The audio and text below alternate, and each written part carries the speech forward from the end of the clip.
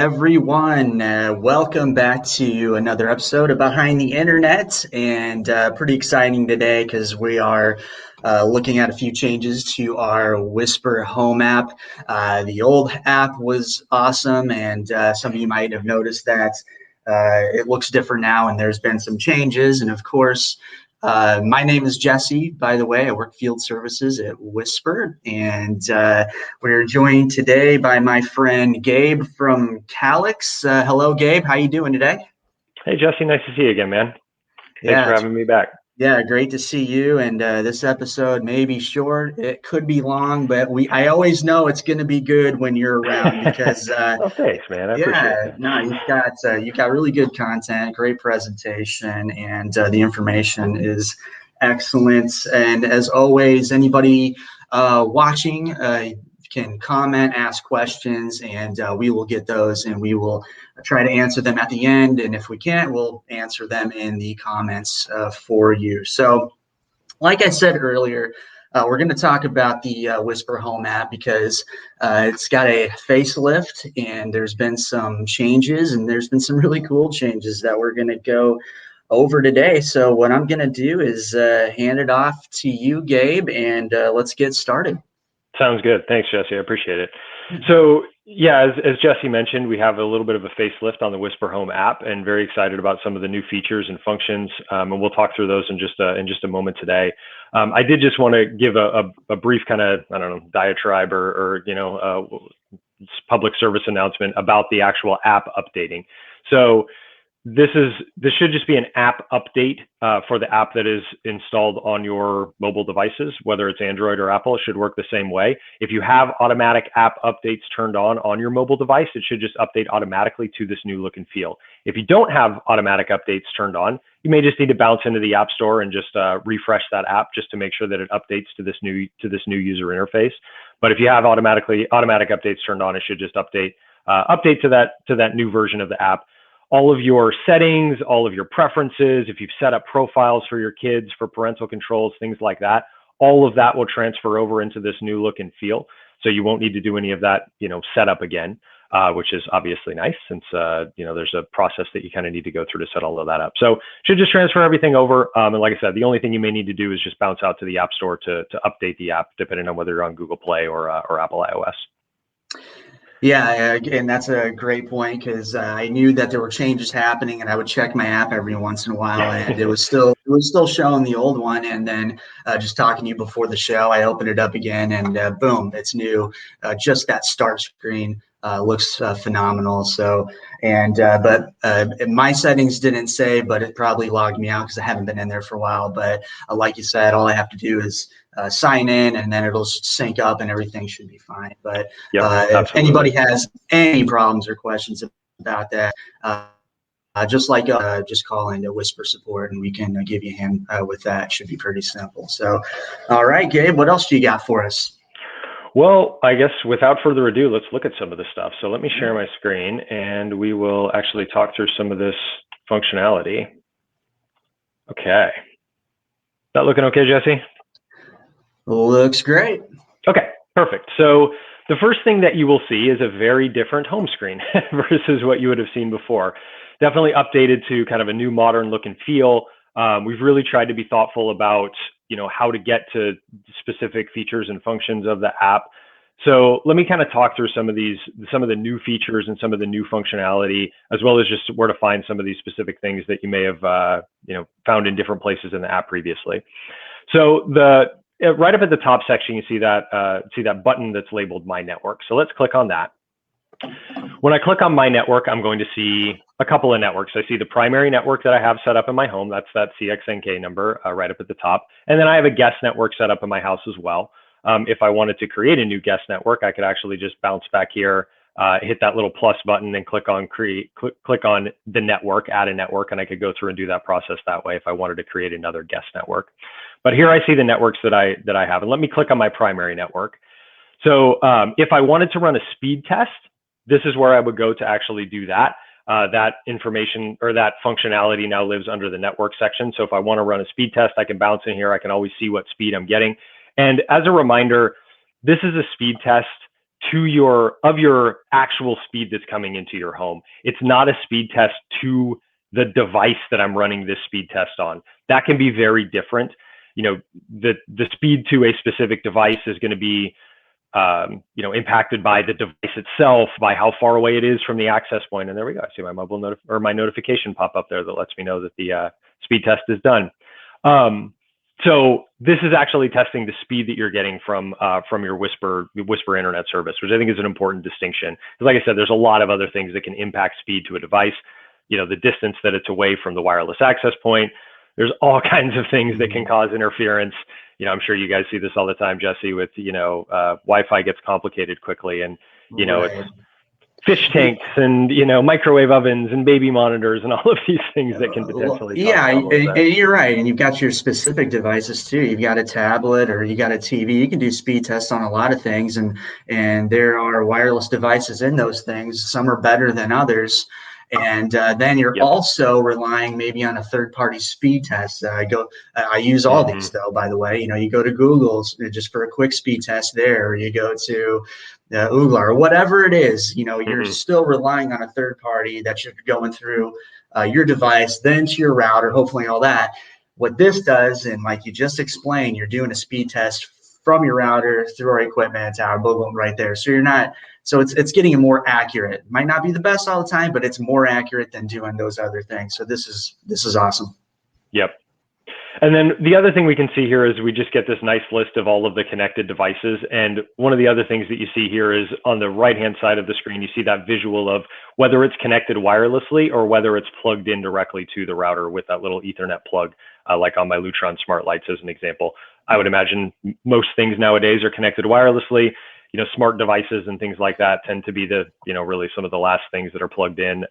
But you do see that signal strength there, as well as, how those devices are connected. We also have the security settings in here. So our Protect IQ solution, which is the network security service, that's the umbrella of protection that protects all of the devices in your home. This really takes kind of virus and web threats and malware protection to a whole nother level, because it's protecting every single device that's protected in the home. So all of the settings around here are my intrusion settings to make sure that nobody's hacking into my, connected cameras and things like that are all listed here as well. And if I had any viruses, I don't think I do, but if I had anything here, you would see that listed out in the, in the proof of service screen there also. So that's where the security section is moved. Right, and I'm going to touch on that real quick with you, because it's just surprising these days about what things can get hacked into that you would never think of before. You mentioned cameras, thermostats, whatever, anything that's connected wirelessly to a router, surprisingly could. And the Protect IQ functionality and the notifications that come up, and it's a peace of mind knowing that you've got the home app and you've got this router that can protect you from all these outside sources. So that's pretty awesome. No, it's huge. And I read this, I might have mentioned this on a previous one of ours. So if this is a repeat, I apologize. But I read this article a couple months ago that just absolutely scared the what out of me. And it was somebody hacked a baby monitor. And you hear these stories from time to time, right? And the person's talking to the kid through the baby monitor, things like that. It's just like, I'm like literally getting goosebumps thinking about this. So my almost 2-year-old daughter, thinking about her. But the one that I read that really freaked me out was, the husband and wife are sitting down on the couch watching TV. They look at the baby monitor and the kid isn't there. And so the dad goes tearing upstairs, throws open the kid's door, and the baby's just sleeping there in its crib.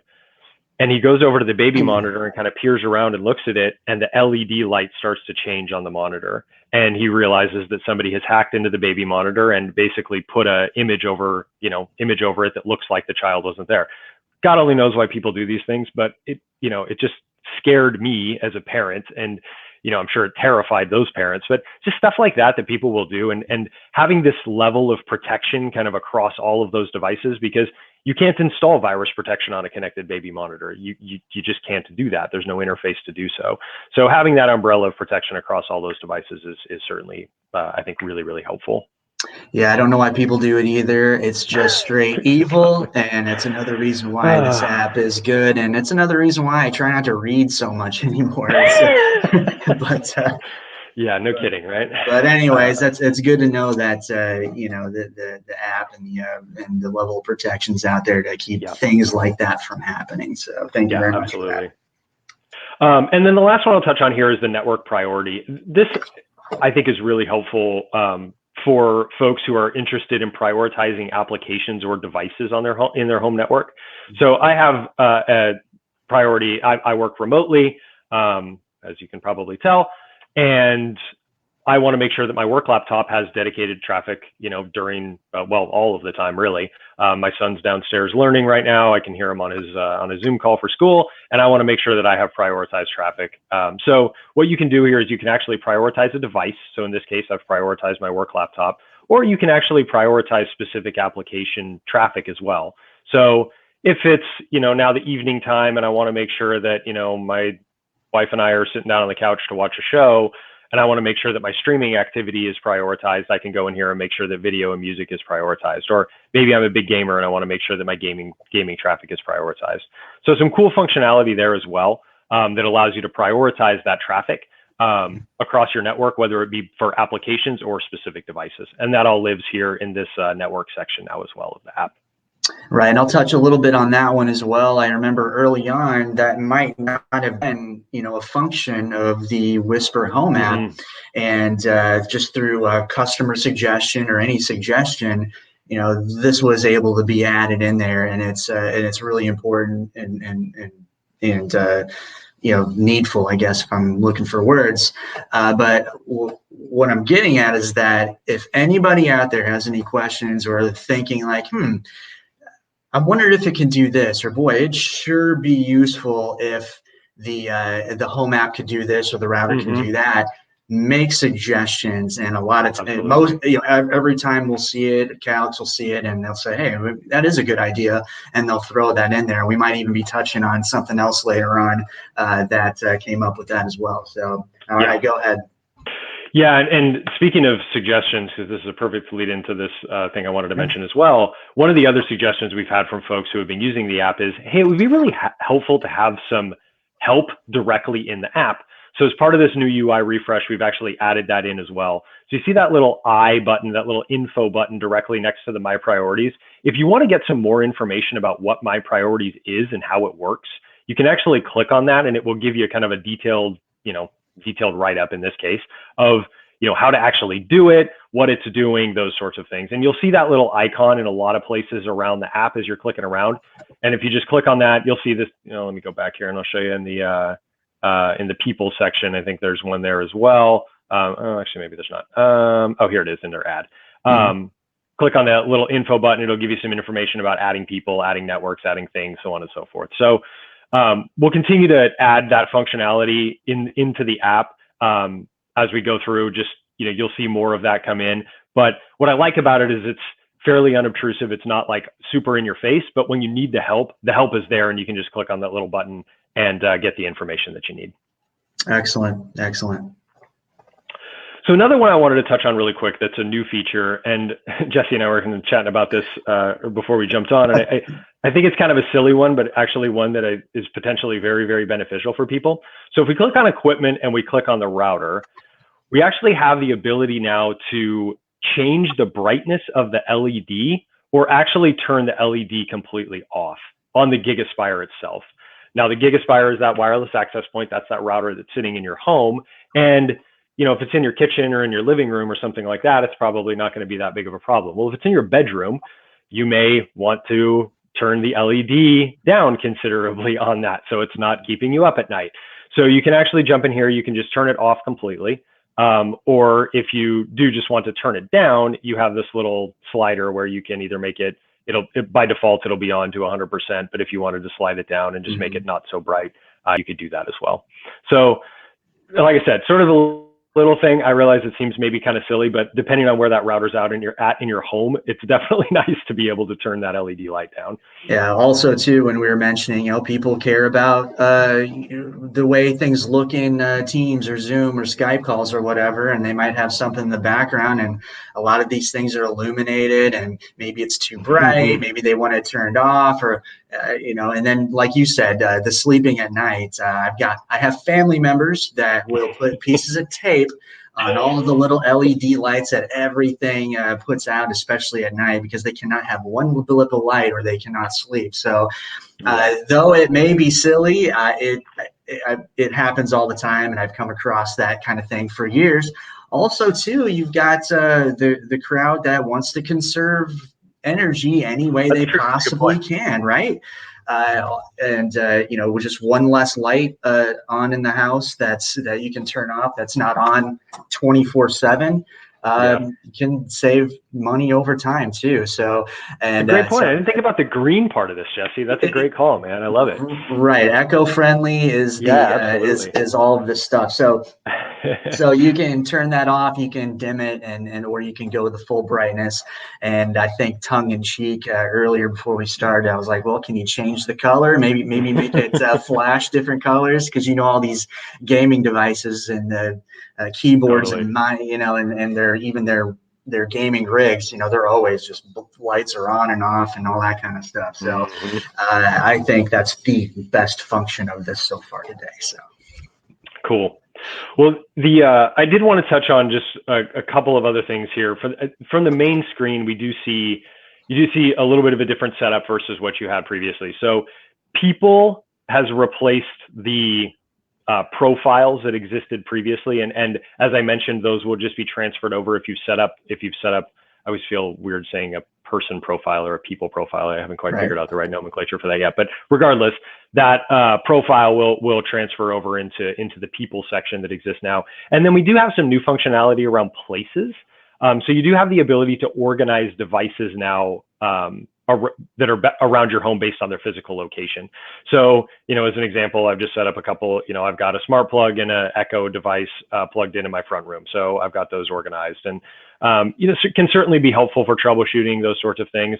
Can also just be helpful if I want to go in and turn off a specific device. I can always just jump in here and maybe the gaming system that's in my child's room needs to be disconnected from the internet for a little while for one reason or another. I can always just jump in here, go into the places, and then toggle that device off so it's no longer connected to the internet.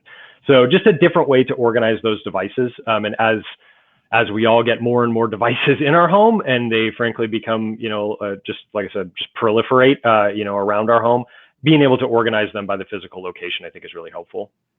Yeah, and just the user-friendly part of it, being able to find the device and turn it on and turn it off whenever your son, daughter, whoever need to do the dishes or take the trash out, whatever the reason, or need to go to bed, whatever the reason may be. That's nice too.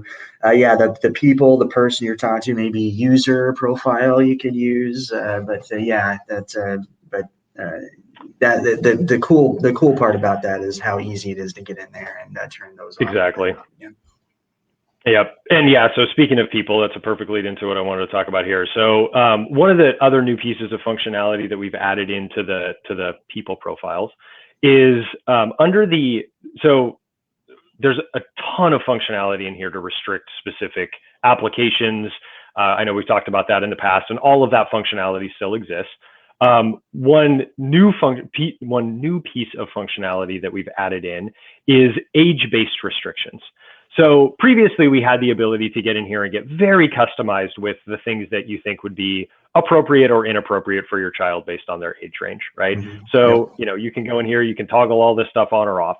Well, one of the new pieces of functionality that we've rolled out in this new version of the app is the ability to just make them age bound. So my kid's 7, I'm just going to throw them into the child profile. Or I have a teenager, I'm going to, 15-year-old, I'm going to throw them into the teenage profile. And as you'll see, it becomes more or less restrictive as the profile gets younger or older in this case. So a child's profile is going to be very restrictive, right? Whereas a teenager's profile is going to be less restrictive. You can also always make this custom. So if you look at your teenagers and you're like, I really want to turn violent content off as well, you can always do that, and it just becomes a custom filter. But if you just want to roll with the high level filters that we have in here, you can, choose that as the default, and it will create those age-based restrictions based on those age groupings and what we think is appropriate. So I think that's a nice add. Just gives parents flexibility, makes it a little bit easier for people as they're setting up. There's another one of these little eye icons in here, so you can get some information about what some of these things mean. So what is safe search actually doing? What is YouTube restriction doing? I know we get those questions a lot around, what specifically is some of this functionality doing? So if you do have any questions about that at any point, you can always look in the app itself and get that information directly from the app. Yeah, so it looks like you've got those default settings, but I want to go back. Sorry, let me go back. Yeah. Yeah, so you got the default settings, and I'm just gonna make sure I'm listening right.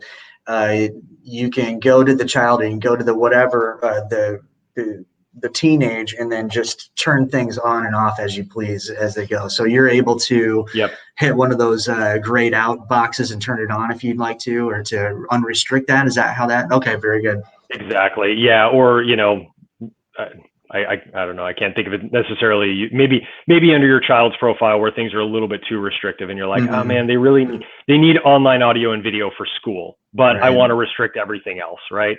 So you can get more specific with what you want to do and make it a custom profile, but it will create that high level category just based on the restrictions that you've thrown in there, based on the age-based restrictions that we have here.